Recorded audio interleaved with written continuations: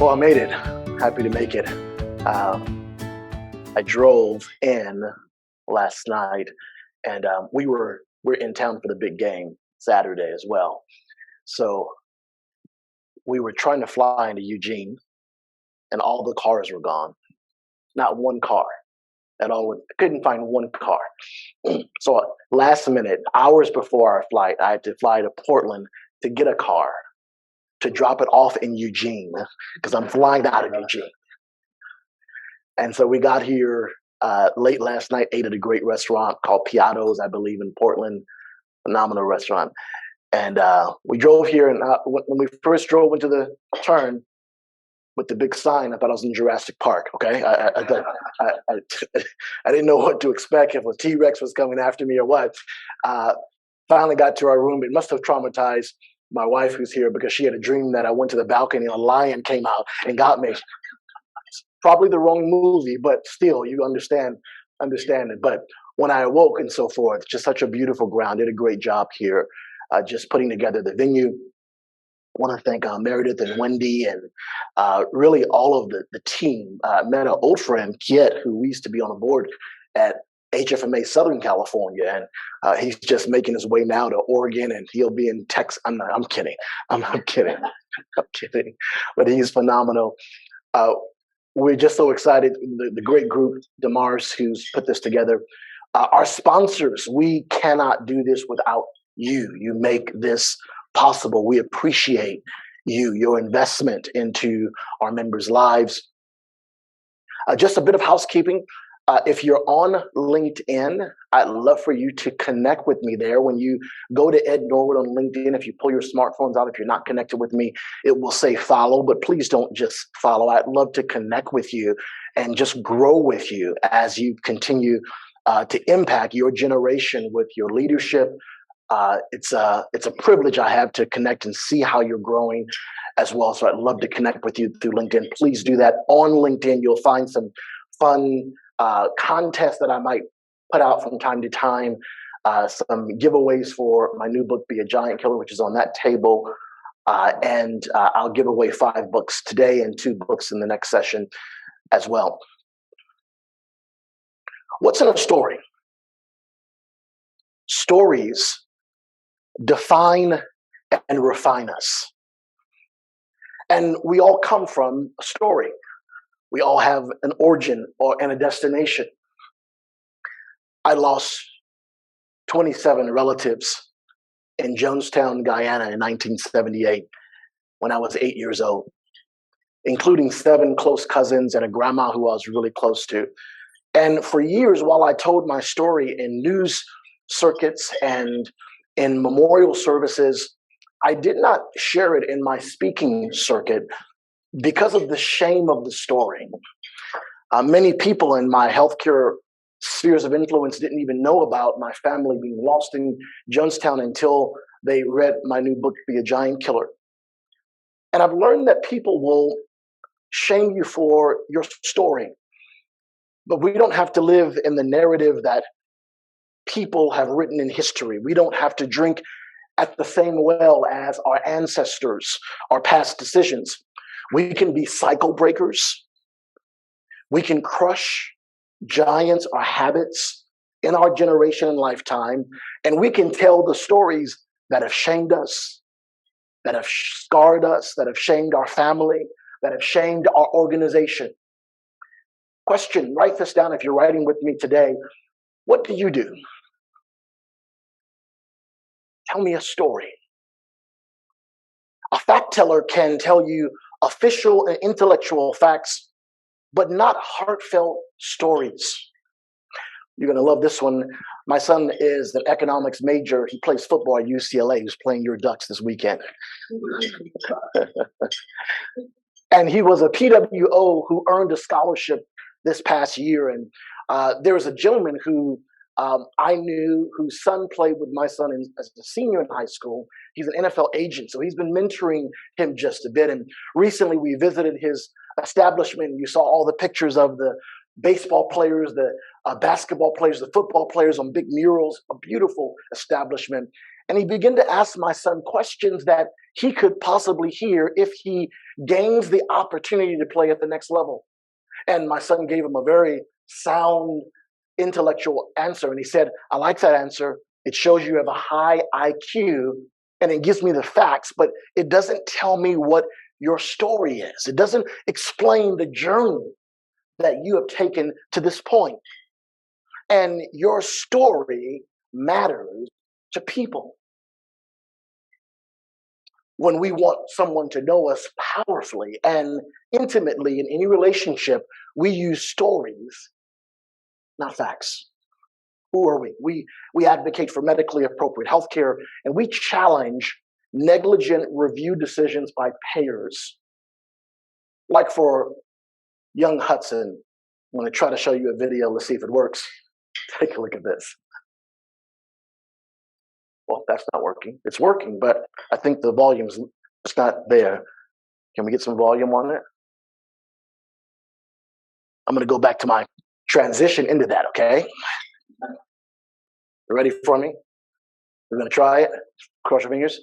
Like Hudson, we'll try to see if it works.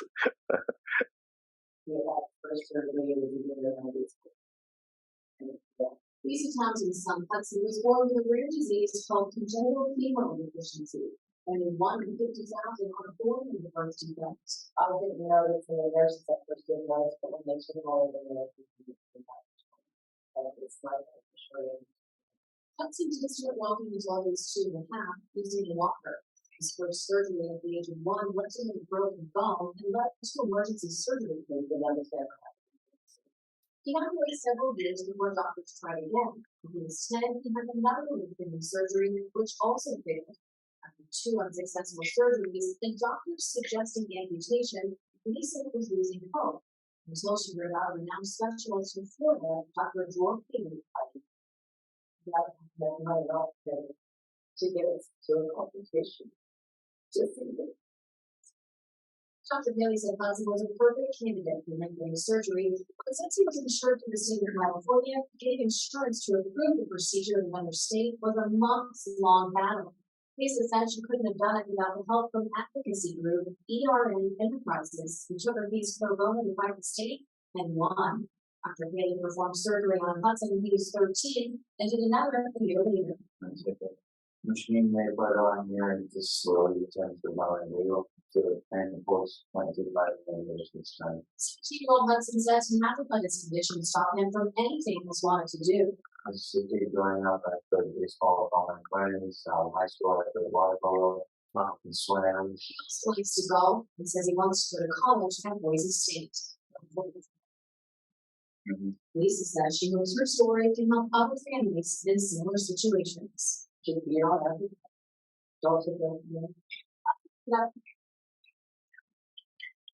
We often get caught up in the numbers.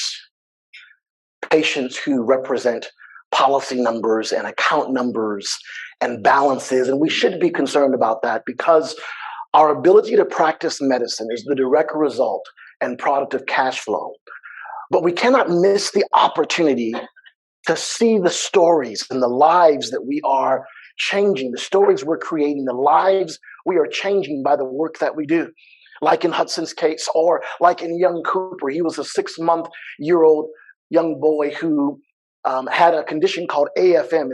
It mimics polio. And within 48 hours, this young infant was a paraplegic because there was pressure crushing his spine.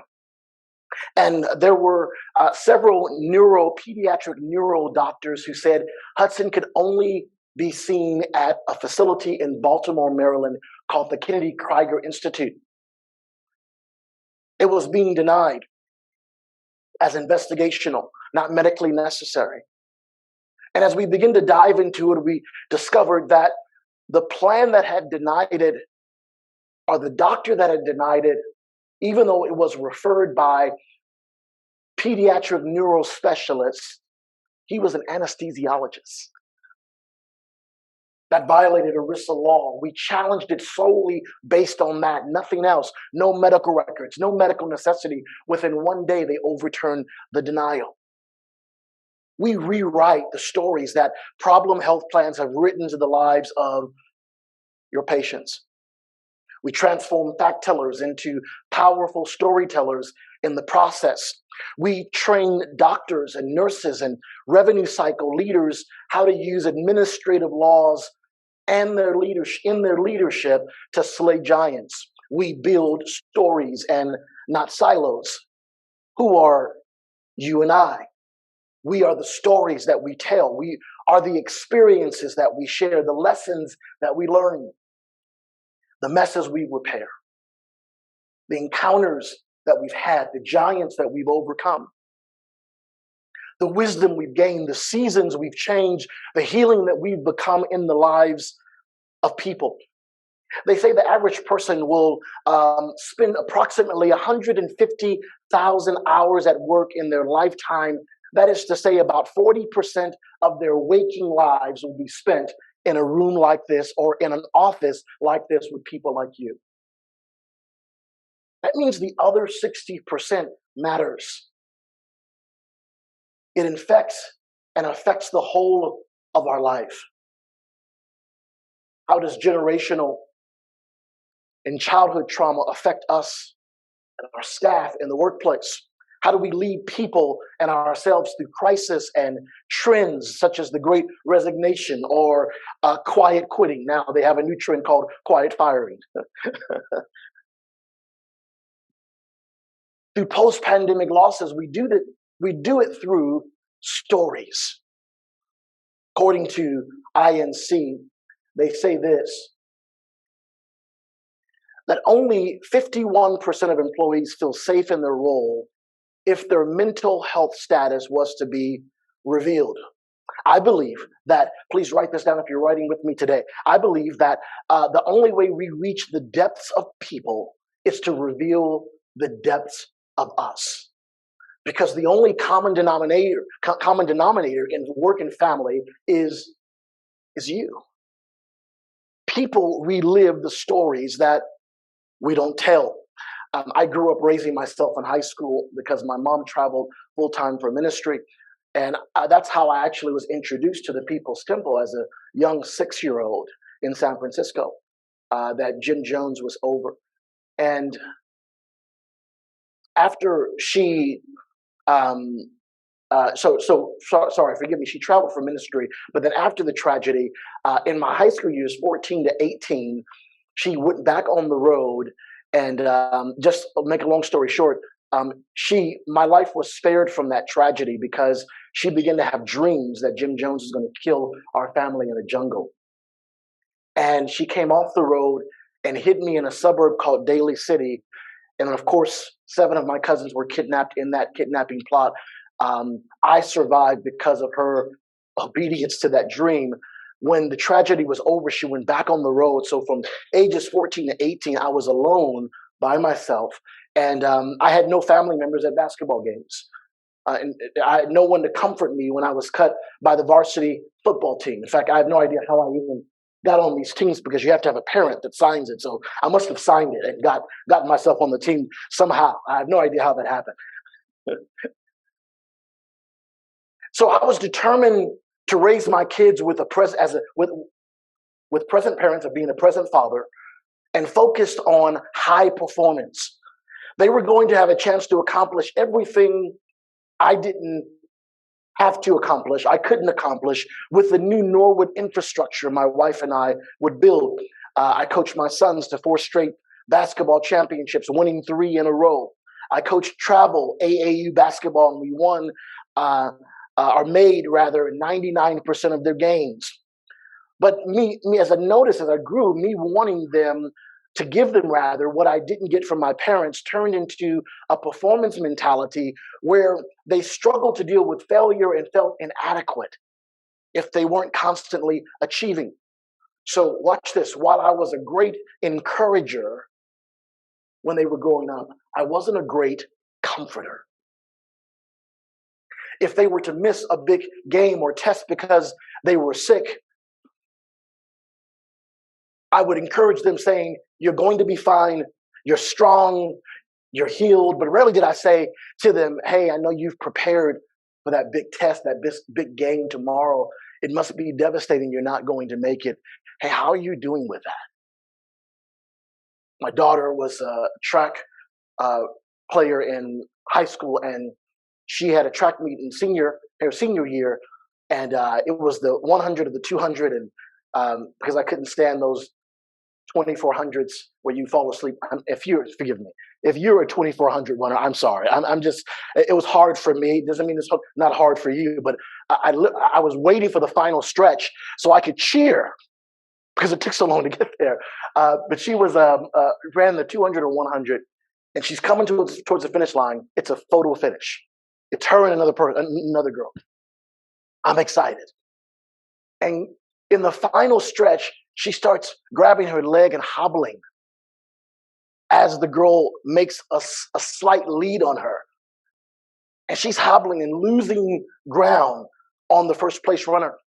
And the idiot I am, I'm saying, push, push, you're fine, you're fine, you're fine. I'm screaming, trying to push her and will her to the finish line. She loses the race. We're going back to the car. And she's hobbling to the car, and I'm walking ahead of her, saying to her, you were fine. You could have finished that race. And though she may never remember the place that she had in that race, she'll always remember how I made her feel that day. Unless I make a decision to go back and excavate some of the unresolved hurts that I've caused in her and my boys, and say things like, hey, when you were 17 and you were hobbling and you were in pain and I was pushing you and I told you that you faked that injury, that was wrong of me. I was prideful. I was angry. It should have never happened. Will you please forgive me for ever making you feel that way? And I'm learning the importance of going back and excavating things that are buried in the hearts of my children. You know, it's tough to give people what we didn't receive. I never received comfort when I was growing up. If I was sick at the age of, in my high school years, I had to give myself chicken soup. If for some reason I was not wanting to go to school, I had to pick myself up and shake myself and say, hey, it's time to go to school. If I wasn't doing my homework, I had to tell myself, hey, turn the television off and do your homework. What's wrong with you? And I lived my life in high school trying to be this encourager. You know, at the age of 16, I had an advice columnist called Dear Ed, like Dear Abby. Trying to inspire teenagers with the courage that I needed myself to show up every single day. And I've learned that as leaders, we cannot just be encouragers. We must be comforters as well. Even if we never received it from our parents, our caregivers, our people, I believe that we have a responsibility to learn how to do that. There was a friend of mine who was estranged from his adult children because he did not make the transition of being a parent when they were children to being a parent when they were, and there is a transition. There's a transition required where you become more of a consultant to them as they grow older, where you impart and not impose certain things. And he was estranged from both his son and his daughter. And the work with his daughter, it was really bad. They weren't speaking. And I remember around the same time, the mother or the wife told me, my husband grew up with a British background. He never once heard his father say, I'm sorry. He never heard his father tell him, I love you. Everything was with a handshake. He doesn't know how to apologize to our kids.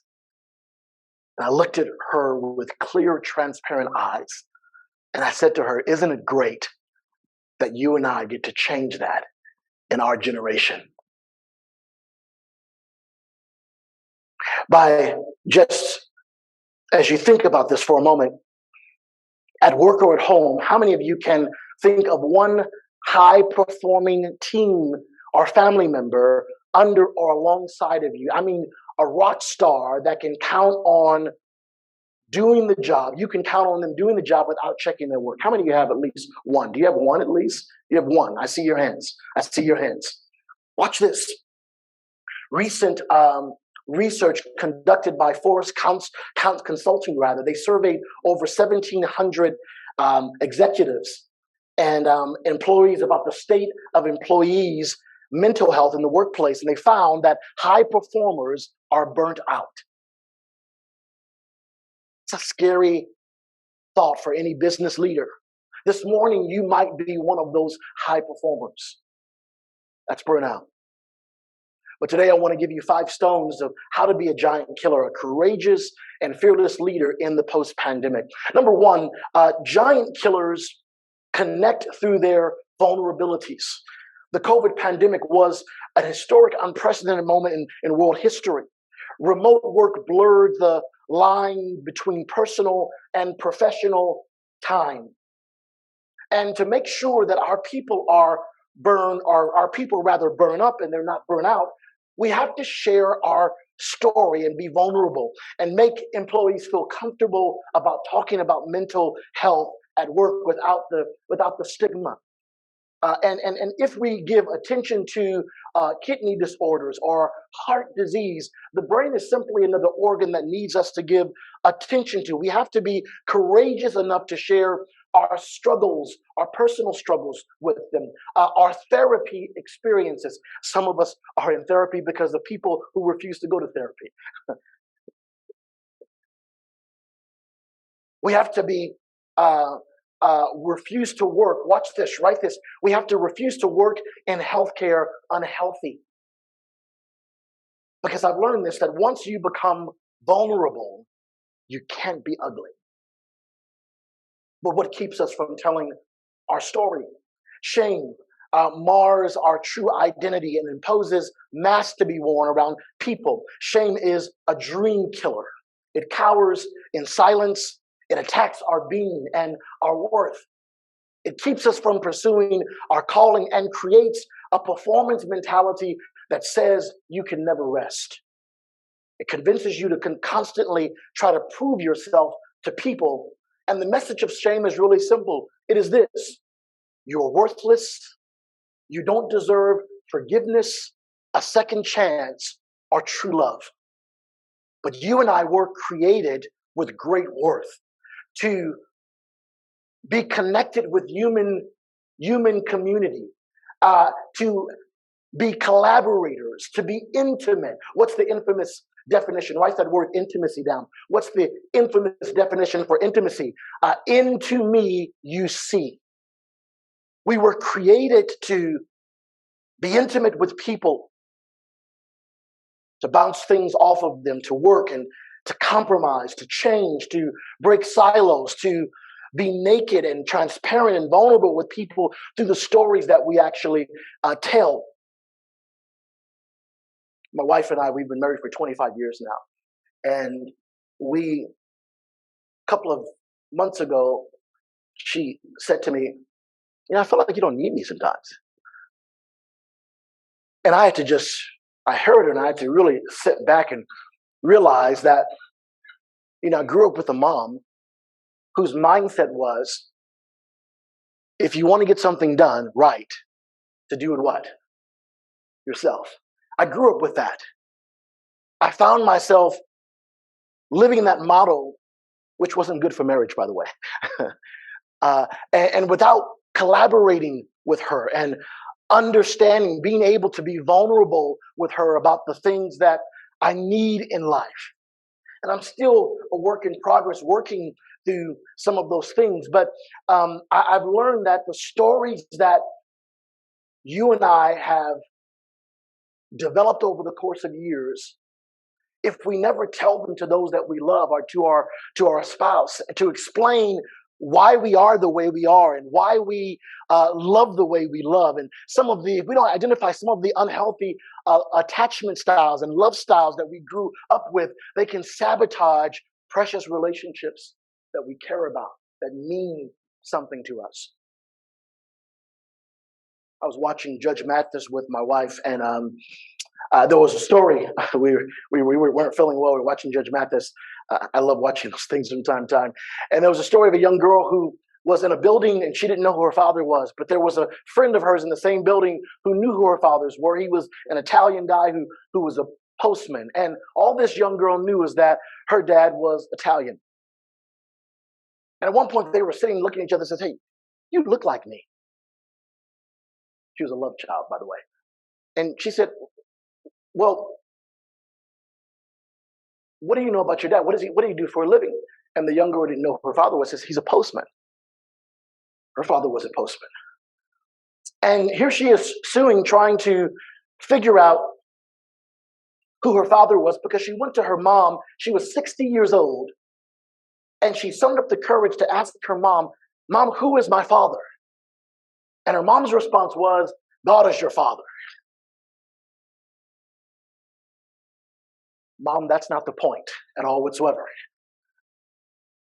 As I begin to look at this, I begin to say to myself, man, to our detriment, we have an older generation that has slept with their cape on, that's become paralyzed by shame and silent in sharing stories of past trauma.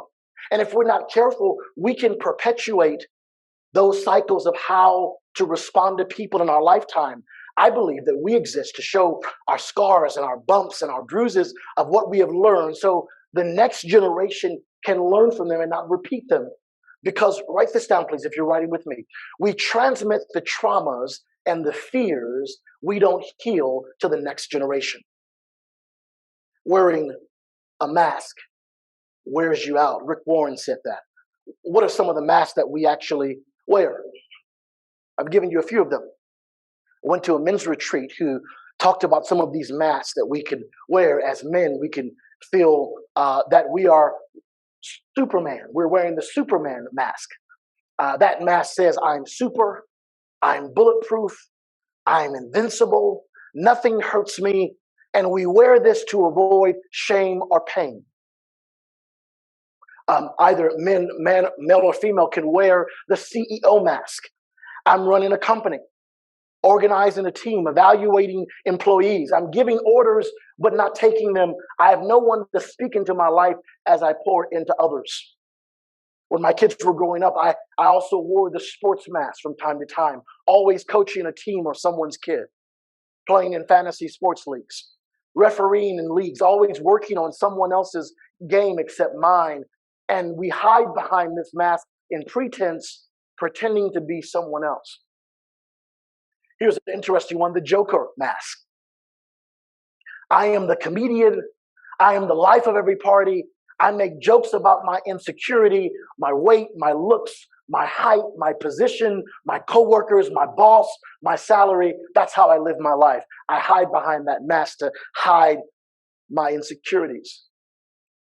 The Spider-Man mask, interestingly, I am in relentless pursuit of revenge, always looking to get back at people. This mask never admits the hurt or the pain that people cause. It pursues vendettas instead of victory. These are some of the masks that we can wear. Nicky Gumbel, he wrote this. Often relationships in the world are quite superficial. We all put fronts or masks to protect ourselves. When we see governments do this, we call it spin. But when we do it ourselves, we call it image. We are projecting something to people. In effect, we're saying, I don't really like what I am inside, so I pretend to be somebody different. If other people are doing the same, then there are two fronts or two masks that are meeting. The sad result is the two real people never meet. Sincere love means taking off your mask and daring to reveal who you are. This means that there is a completely new depth and authenticity in your relationships. Instead of trying to impress people with our masks, as we reveal who we truly are with all of our flaws, we connect through vulnerabilities. So through trophies, we can impress people, but through our stories, through our flaws, the areas that we are working on in our life, we can transform and strengthen people. In healthcare, we use KPI dashboards to tell the truth of the health of an organization, of a department. We use KPIs to tell us the truth or the health of a person in a department as well. What are some of the KPIs we measure success by? Here's one at the bottom that says 7 to 14 days, days in total discharge, not final build. What are some of the reasons why? Just for a moment, let's take a step away from what we're talking about into KPIs in healthcare. What are some of the reasons why we haven't built? Who can talk to me about that? Anyone? Anyone knows that? What are some of the reasons why we're holding a bill back and we haven't built yet? Anyone know that in the room? Coding, good. See, I'm just taking you away from the leadership track into healthcare back a minute. Coding, right? Anyone else? Anything else? Documentation, absolutely. Coding, documentation. What else? Let's talk about this just for a moment.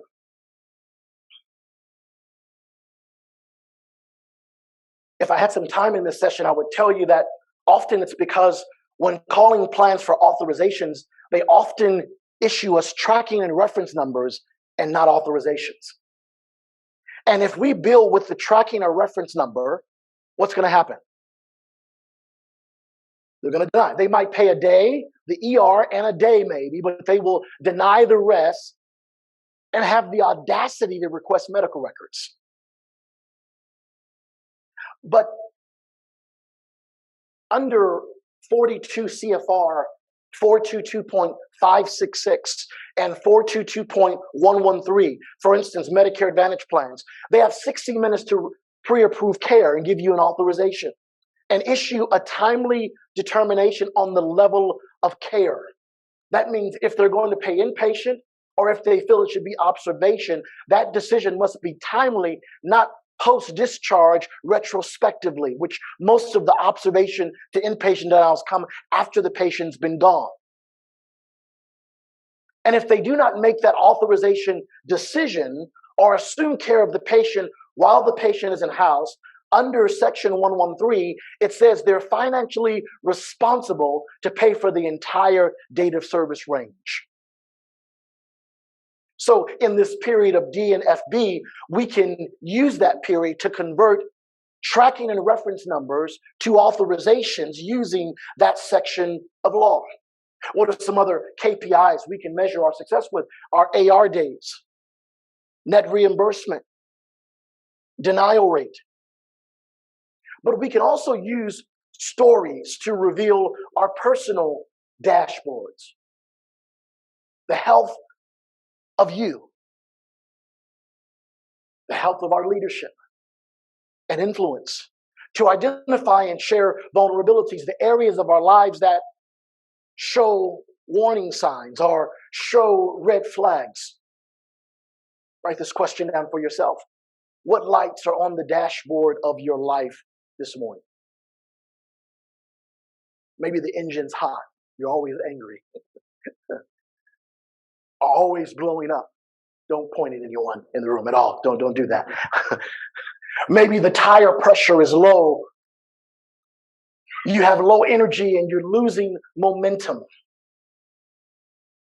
Maybe you're almost out of oil. You're running on fumes and stress. We learn from the relationships and the conflicts that have shaped us. And you'll learn that in life we'll have either covenant or transactional relationships. My wife and I are trying to get in shape, and I'm trying to lose about 15 pounds. I'm not there yet, but I'm getting there. I'm moving forward. And I've learned that Starbucks, probably the wrong place to lose pounds. I've learned that Starbucks has something called a keto chai. Didn't know this. And I'll go in and I can order the keto chai, and I can go in and pay my fee, and they'll write my name on the cup, first name, of course, and I'll get my drink. And if it's an area like this, I'll never see them again. It's a transactional relationship. They don't know my last name. They don't know my story. They don't know what I'm in the trenches with, what I'm dealing with in my life or in my marriage or in my parenting or in my business. It's transactional. But we exist. We tell our employees that we do not exist to build transactions, but to build covenant with our provider members. In fact, the Affordable Care Act, the Patient Bill of Rights, the No Surprises Act, they represent covenants that we're making to patients. And covenant relationships, which are not transactional, need annual maintenance checks. The people that you're leading, you consistently need to make sure that you're doing checks, not just annual checks and an annual review, but pulling them into your office afternoon, last 30 minutes to do a check-in. Hey, how are you doing? How are things in life? Having the ability to check in is so important. Covenant relationships require annual maintenance checks that you'll do on your own life. How am I leading? What am I afraid of? Man, why did I get triggered and angry about that? Where did that come from? How is my marriage? How is the way I parent? How are my relationships? How is my staff and career going? Am I changing? Do I look unrecognizable after several years doing this, or do I look the same? What lights are on the dashboard of your life that signal red flags today that simply need service? Because when your check engine or oil light comes on that car dashboard, you don't throw the whole car away. You simply take it to a specialist to diagnose and repair it. So, number one, giant killers connect through their vulnerabilities. Number two, giant killers confront their family history. As a healthcare expert, I've learned that our physician members value family history immensely. A layperson, we might associate that with DNA and characteristics, maybe even inheritance. When that child is born, people on your side of the family says, "Oh, he looks like you," and people on their side of the family says, "Oh, he looks or she looks like her," or vice versa. And so we can associate our DNA with many different things, but doctors associate it with risk and diseases in our bloodline to the extent they give us these probing questionnaires. Well, who in your family had high blood pressure? Who in your family had a kidney disorder or lung cancer? Who in your family had diabetes? They never ask you questions like, or never say things like, ask you questions like, who lived to 100, or who didn't get a divorce in your family, or who didn't get COVID. They never ask you questions like that. They're looking for things that pose a risk. Sometimes it can skip generations. So watch this. Through our genetic makeup, we can pass the natural beauty of our looks, of our hair color and type, of our unique facial features. When I was young, I had these long eyelashes. I still have them, and I hated them when I was a kid. As I begin to get older in my teenage years, I love the long eyelashes. But we can pass those things to our kids. Athletic prowess, the size of their nose can be passed. Even metabolism. You can find a certain group of people in one home. They're always a certain size. But we and our kids inherit more than just diseases and physical characteristics. My kids inherit every residue of me. Every giant or habit I've not dealt with, they have access to. And every giant I don't defeat, the chaos, the gossip, the anger, the addiction, the manipulation, the multiple divorces, the bad credit, the fiscal irresponsibility, it can grow into the next generation.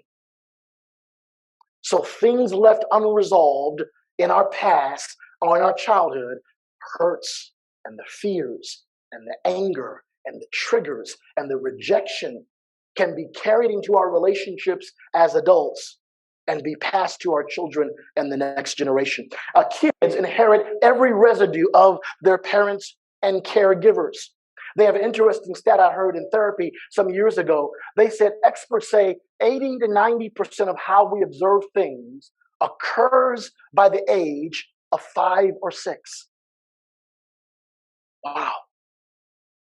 The way we observed and processed how our parents and caregivers loved, how they handled conflict, how they talked to each other and people can affect or infect us decades later.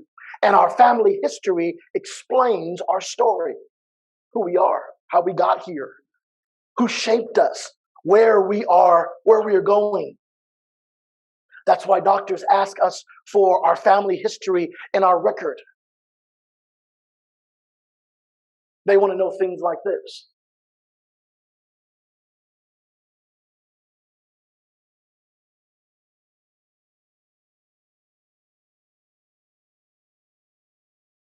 Where can we identify where the disease that's in your life is, or that may be in your life in the future?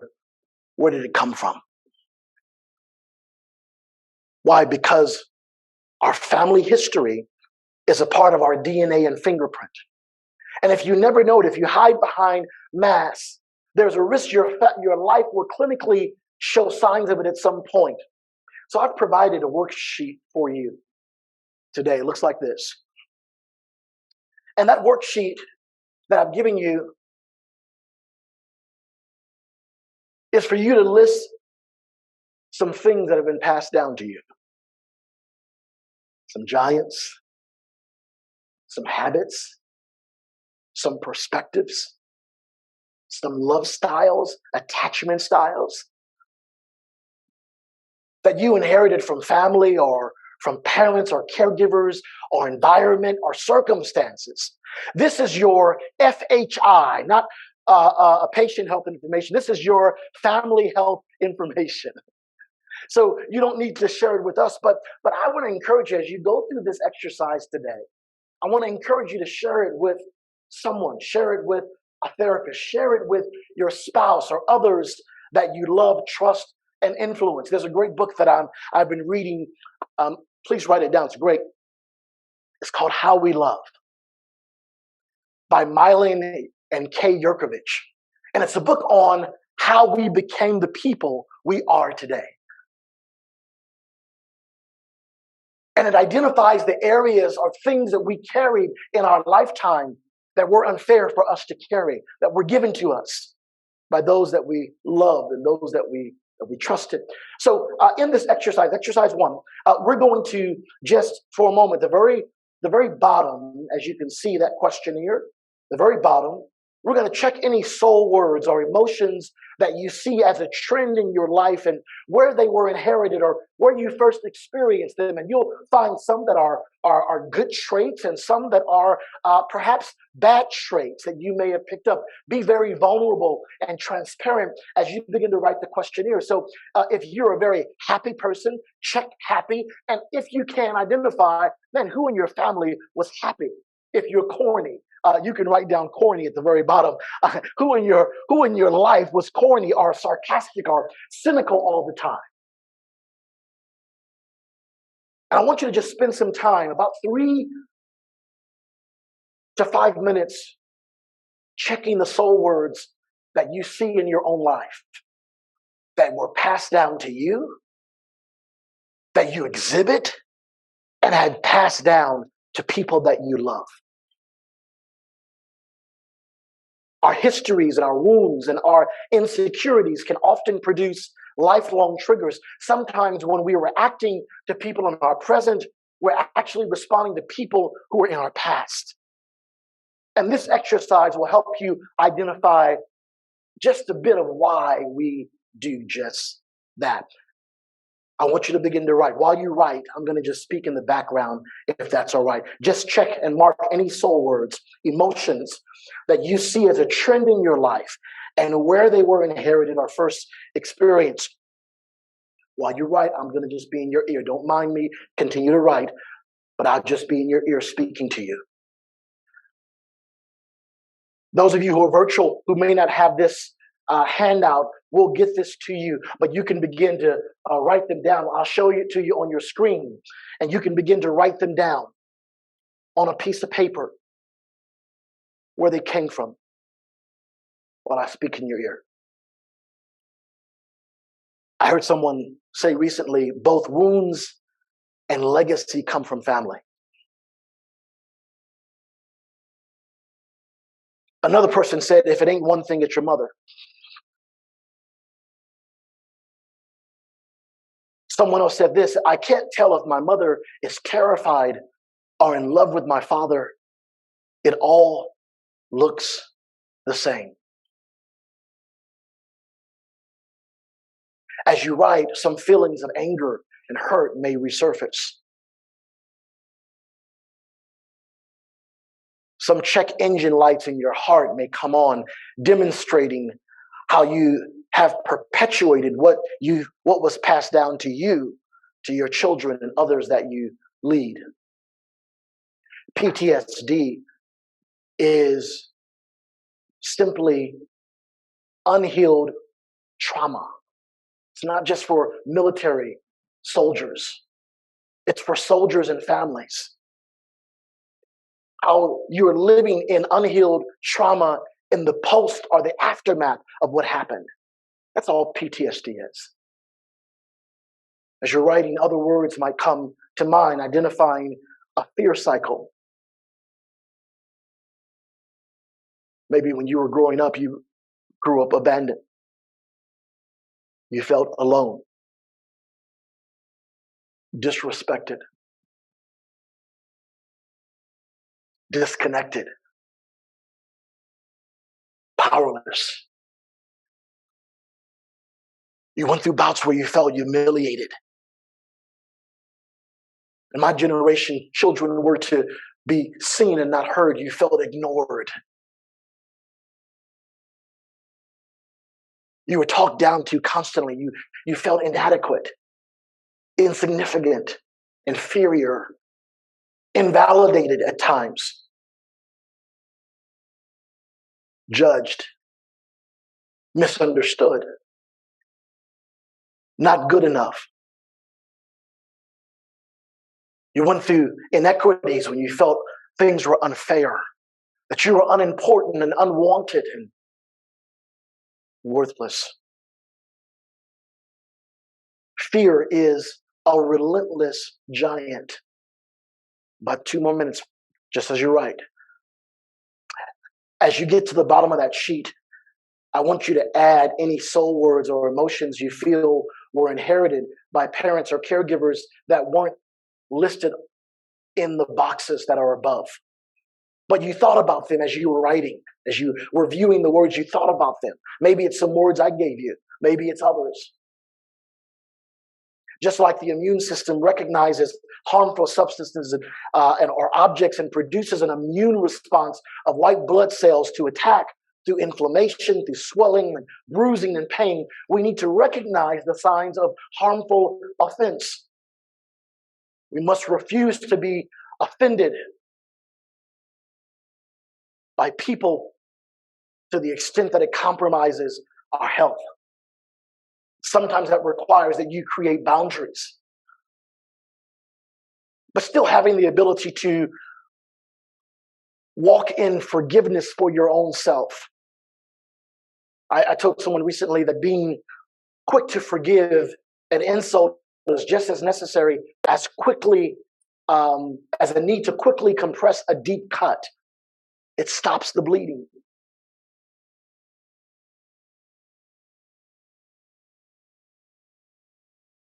All right, if you're finished writing. My wife, Anu, she's with me. She's my business partner, my boss. She's with me today.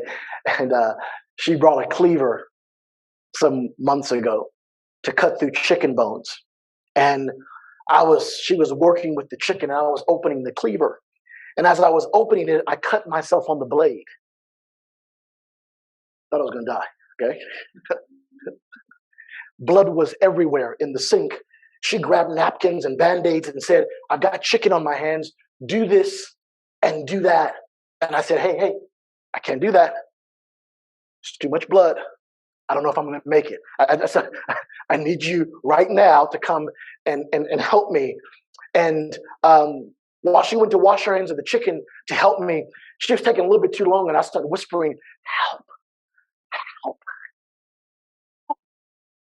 losing consciousness. So she yelled to me, keep pressure on it. We must stop the bleeding. And we must stop the wounds and the hurts and the pains in our life from getting infected and affecting the next generation. How do we do that? We stop the bleeding with forgiveness. This isn't easy because sometimes the people don't, in your mind at least, I'm going to be vulnerable myself. Sometimes they've done nothing to warrant forgiveness. And you begin to ask yourself questions. What if they don't learn their lesson and they re-injure me again?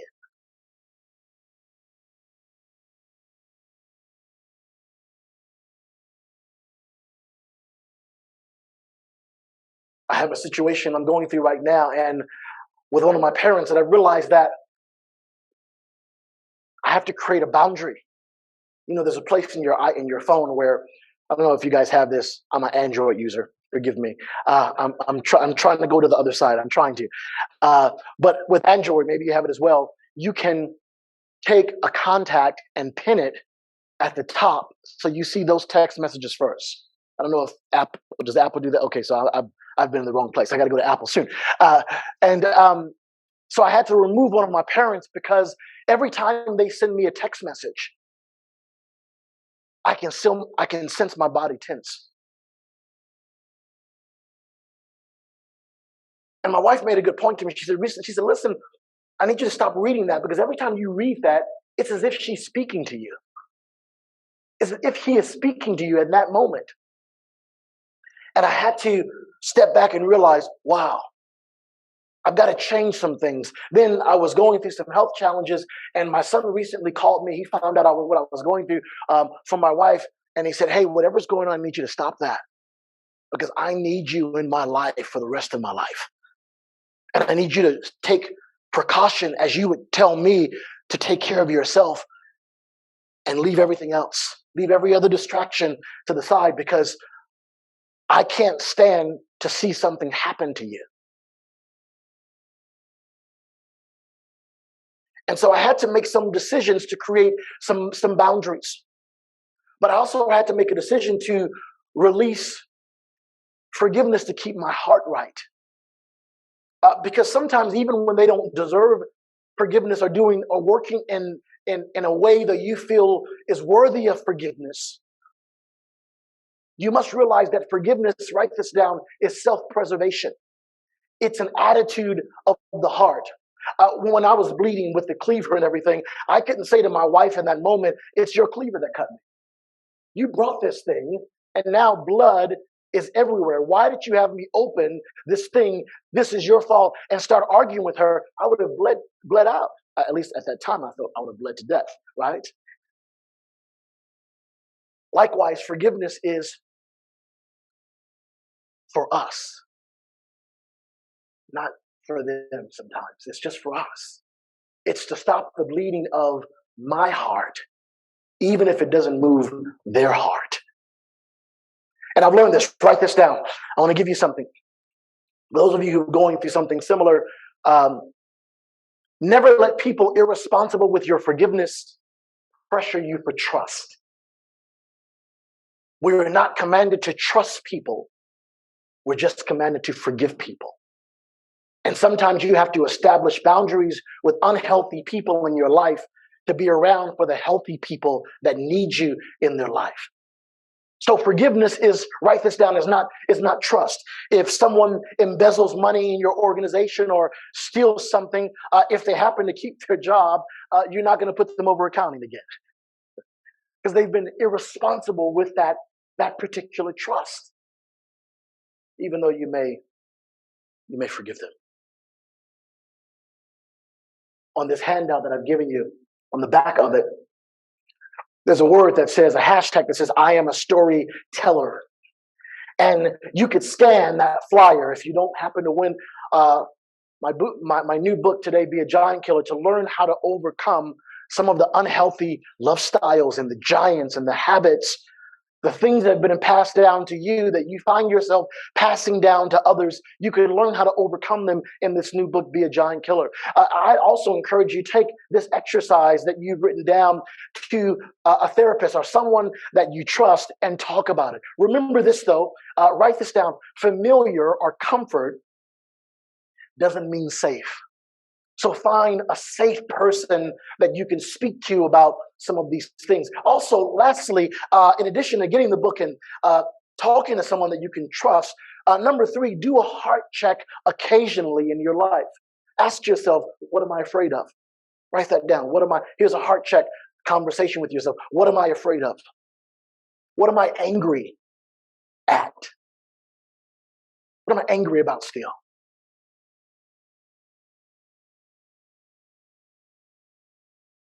One of my kids was talking to my wife about some of the health challenges I've got to try to get over.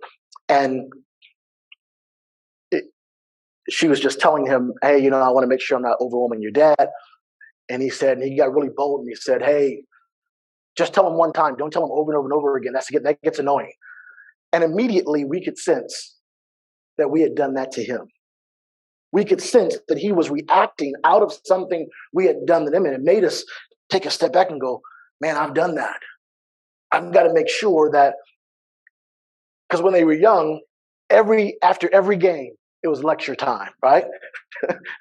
After every experience, it's a learning point, it's lecture time, they're in the back seat, you're talking, I couldn't see them, but they were probably looking, saying, again.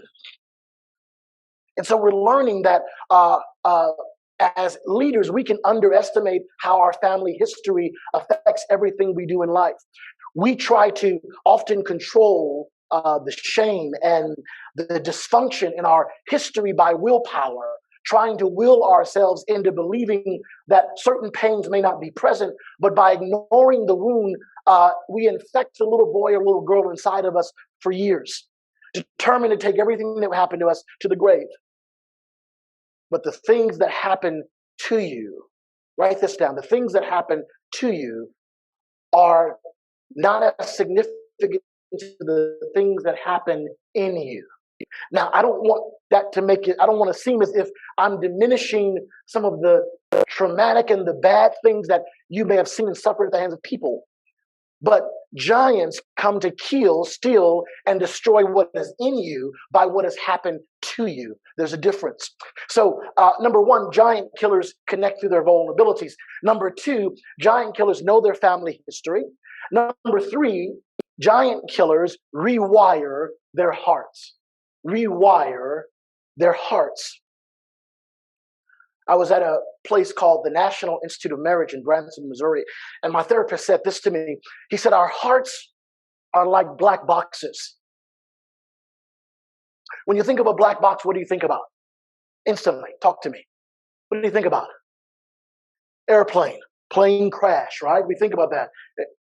Probably the wrong thing to think about is you're flying back home, but you think about those things, right?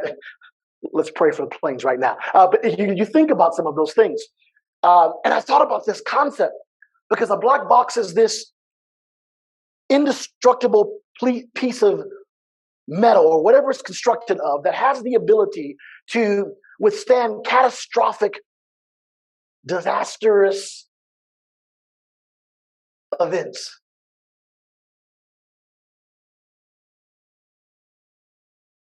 And still remember. And even if a plane plunges into the ocean, God forbid, with mass casualties, the government will send divers past the casualties, past the plane that may have broken up into pieces, to find this little black box because it remembers. It remembers and records the good and the bad, normal and abnormal events. Welcome to United. We'll have a great flight to Oregon. 2 hours in the sky. Food service in the cabin, movies on your screen. Sit back and relax and enjoy the flight.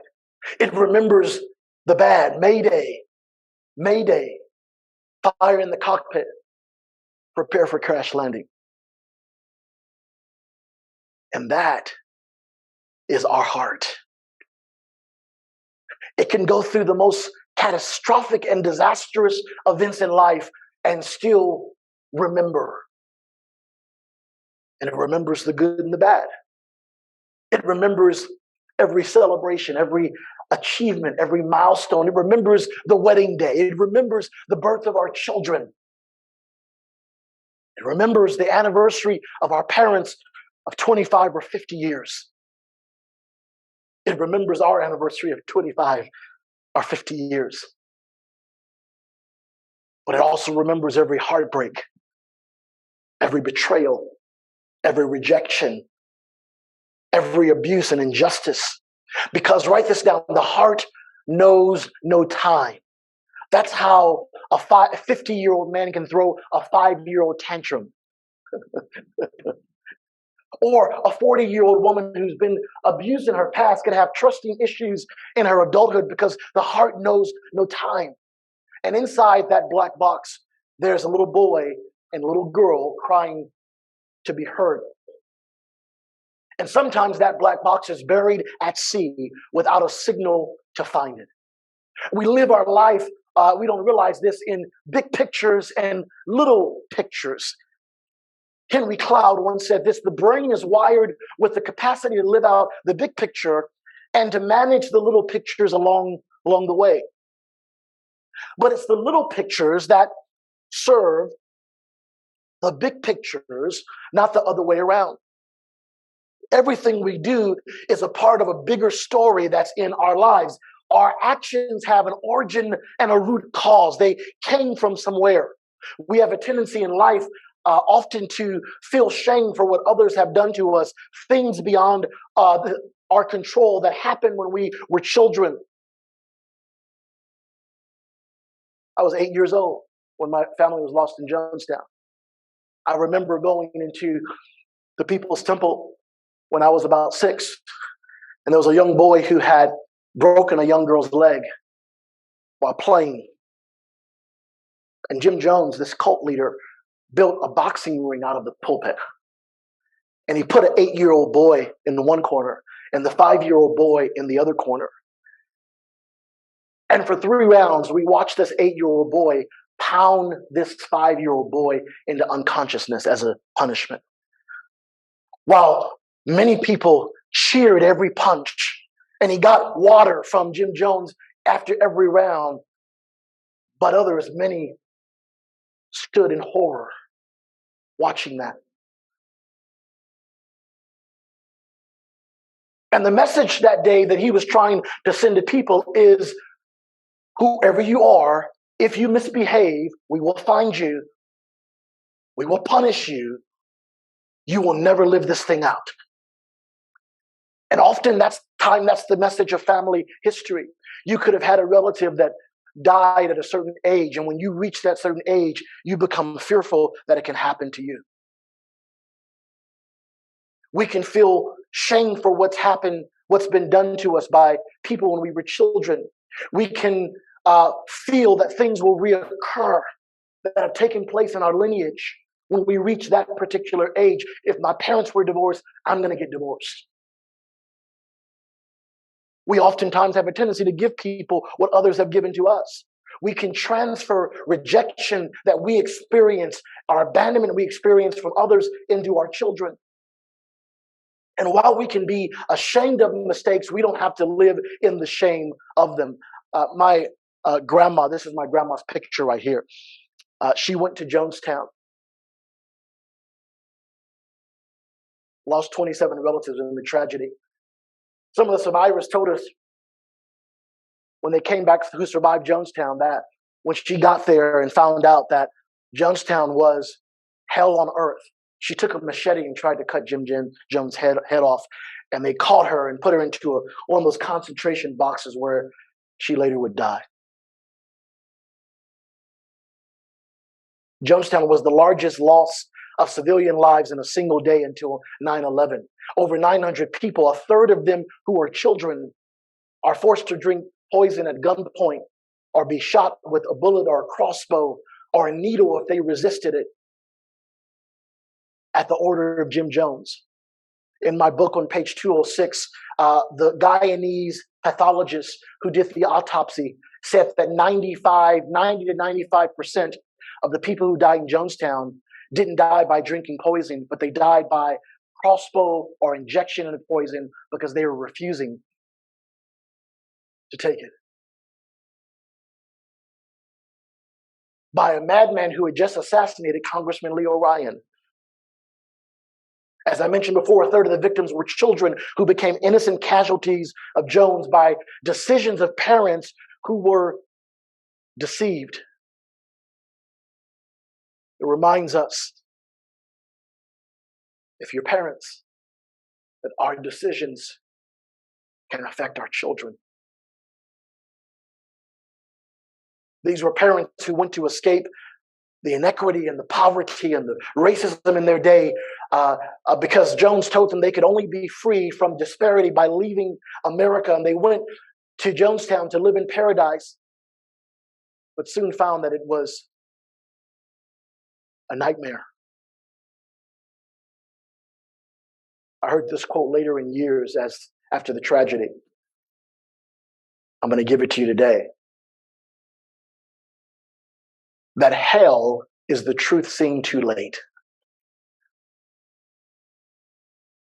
These children, if you look at some of the pictures of Jonestown, you'll see them dancing. They were radiant jewels for us to showcase to the world. And in that jungle, almost 46 years ago, purpose and legacy and doctors and surgeons and attorneys and presidents and scientists and healthcare financial representatives and executives and politicians and history makers and giant killers and future moms and dads died in that jungle.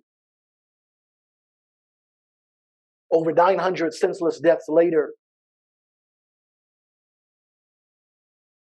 we learned that we should not ignore data. Write this down. Don't ignore the data. Don't ignore the data. We should not ignore red flags. We should never ignore or marginalize bad family history or decisions. We oftentimes see things hanging from our family tree and we say it's harmless. Oh, that's just mom. That's just grandma. That's just grandpa. And we treat it as harmless, not understanding the significant impact it has on people who have descended from that individual, that person. And so in this season of my life, I'm just confronting something. I'm determined, write this down. I am determined to be a truth teller. I am determining to be a truth teller in my generation. And I've got to watch how I do it. I've got to do it a certain way. I've got to do it in love. Because I realize that I can say something with the wrong motive and a person can't even catch it or grasp it. And sometimes, so with my father, I decided to have a conversation with him years later. Hey, Dad, why weren't you in my life when I was growing up? I could have really used you when I was growing up and when I had basketball games and football games, and I really needed a father at that time. And he responded to me and said, son, I don't even know if I'm your father. And when I heard it, I realized that sometimes when you confront something, it may not result in change, except for letting your voice be heard.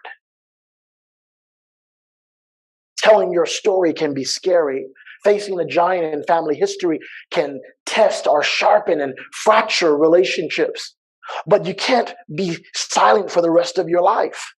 You can't outdo the trauma and fill the gaps in your life with things that distract or inundate you. You can't outwork what happened to you in a gym, in a garage, late night, in an office. You can't drown it with alcohol or substance abuse or sex. You can't build a business over the pain. We need to address the hurts and the triggers that keep rearing their ugly head in our life.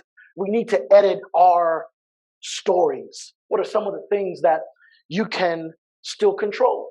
Well, there are a lot of things you can't control. You can't control what others say. You can't control what others do. You can't control changing past experiences. You can't change what's happened in the past. You can't control other people's mistakes. External situations or the things that might happen around you beyond your control. You can't change other people's ideas, or you can't have all the answers in life. If you know the most in the room than everyone else, then you might be in the wrong room. You can't control other people's feelings or what they think, but you can control your words, your choices. You can take personal responsibility for your life. You're responsible for your thoughts, your words, your actions, your behaviors, your decisions. You're responsible for that.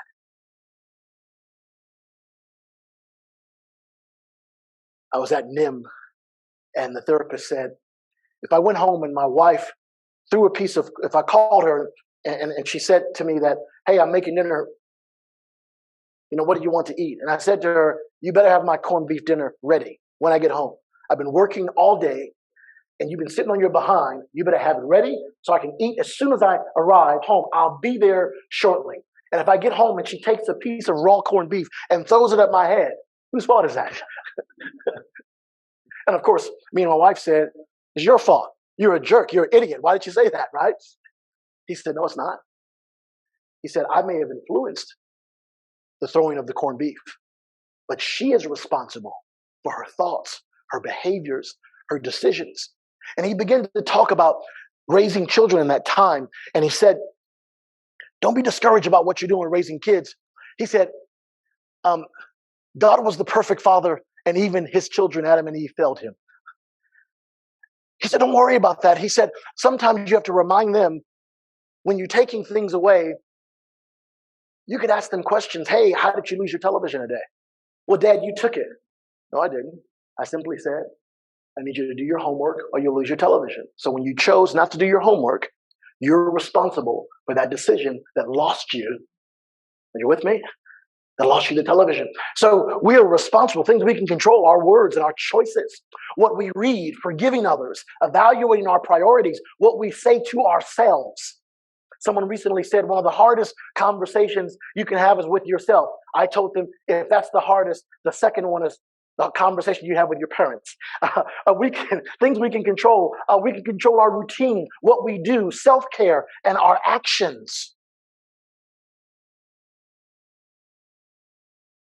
Our story explains who we are.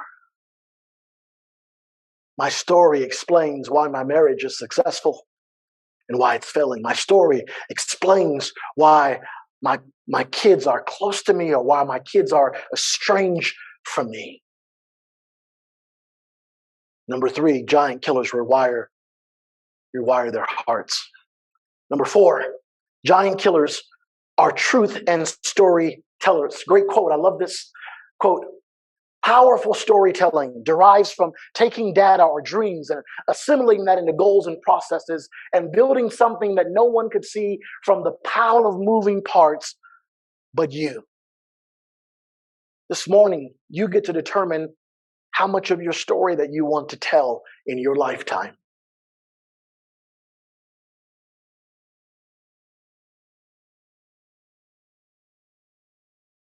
I was at a men's conference and they were encouraging us as men to write our life story and tell it to our wives. And I was terrified to do it. Until they said one thing that was really powerful to me. They said, tell your wife your story because your story is her story. She's already living your story. So tell her where it's coming from.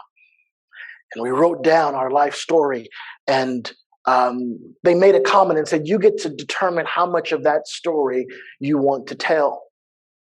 Because stories, not fables, saves lives. Many of us have cut the narrative thread from our personal and professional lives. We have cut the thread. And even though we've been afraid, we've been shamed, we've been wounded, we've been embarrassed, we've been in denial, we have given people a false narrative of who we are. We have not lived a life of transparency and vulnerability. And telling a story that resonates with those you lead inspires hope and faith of them to believe that nothing is impossible in their life. Man, if my boss, if they could do that, man, I could do this as well. People need, write this down, people need your story to affirm themselves. They need to know how you survived what tried to kill you in life. They need you to let them know that they'll be okay. To tell them that if you could do it, they could do it as well. I had a podcast recently, and a gentleman wrote to me on LinkedIn afterwards, and he wrote this. Ed, I just watched your podcast, and I have to say I was truly moved by your message. My sister and I grew up with two alcoholic parents who were abusive to one another and occasionally to us as well. I believe my sister has done a great job with confronting her Goliaths from that era. On the other hand, I have mostly repressed these events through selective memory and revisionist history. I am prompted to look back on those years and really examine them with a fresh lens.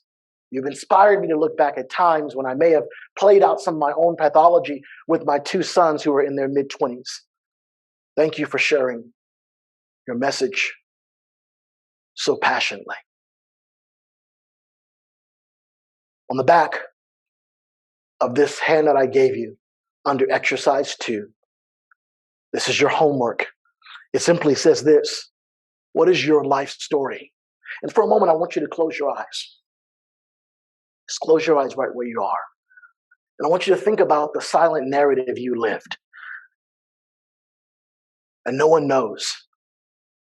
I want you to think about the shame and the success. Think about the legacy that you're building. Think about the wounds that have been caused. Stories that no one knows about that can possibly save someone because of your courage.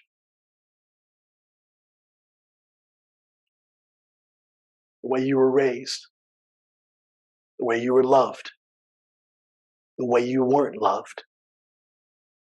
The way you were rejected. The way you felt ignored and disconnected. The way you felt invisible and worthless at times. What are some of the things you needed to hear growing up or climbing the career ladder that you didn't? I want you for a moment, while your eyes are closed, to just begin to speak to that little boy and little girl that's in you. And don't just encourage them. Comfort them. Give them an audience or a voice.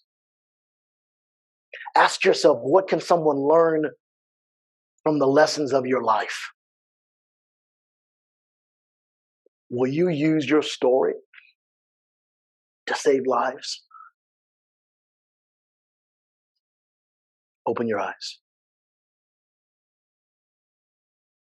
If you're moved to be a storyteller, I want you to go to LinkedIn and I want you to find the nearest post that I posted and just put in there hashtag I am a storyteller. Because giant killers transform the future. And what I've learned about this is that no matter what your history is, no matter what's happened in your past, good or bad, who left, who abandoned you, who hurt you, that no matter what that history is, you're still creating legacy by decisions you're making today. When I was 18, I had my first credit card. It was $500. I was really excited. And I told my staff or my office colleagues, I'm going to take you all out to lunch. And there was a older woman that pulled me to the side and said, don't you do that. Don't you do that. I said, you're crazy. I'm taking all of them out to lunch. Little did I know that decision would create a pattern of decisions that would later drop my credit score. Pattern of irresponsibility that would later drop my credit score to 500. And I've learned you can't pray a low credit score up.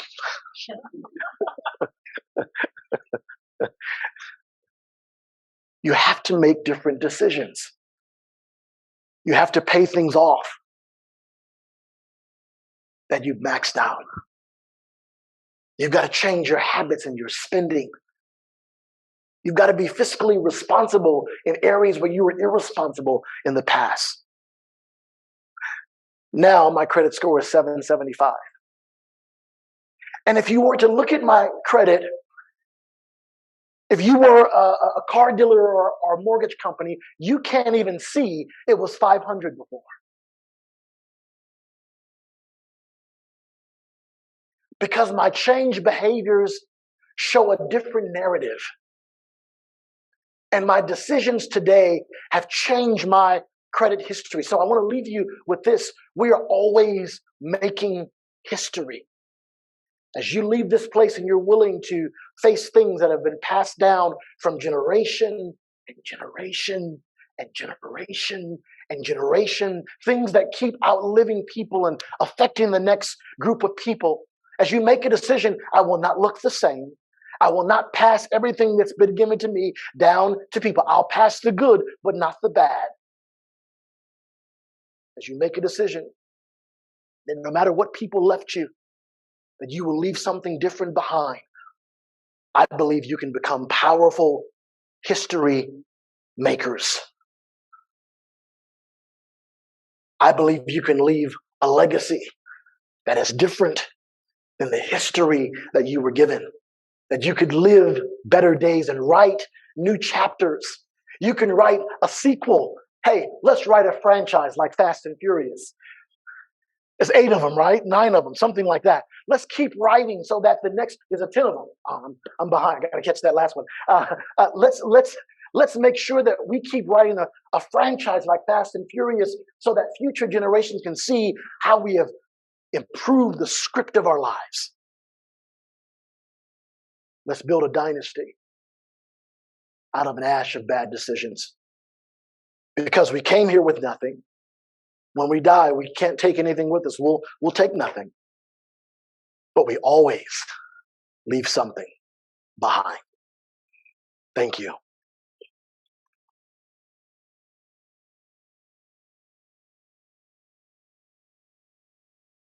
It's 10 o'clock. I have some books. There are 7 books, but 2 are from the next for the next session. I'm giving 5 books away. So as we conclude, if you'd like to get a free book, feel free to grab one. I only ask that you look at it. As you review it, if it really moves you and touches you, leave a great review on Amazon. If it doesn't, then my name is John Maxwell. Okay? Thank you. Thank you, HFMA. I appreciate you so much. Thank you.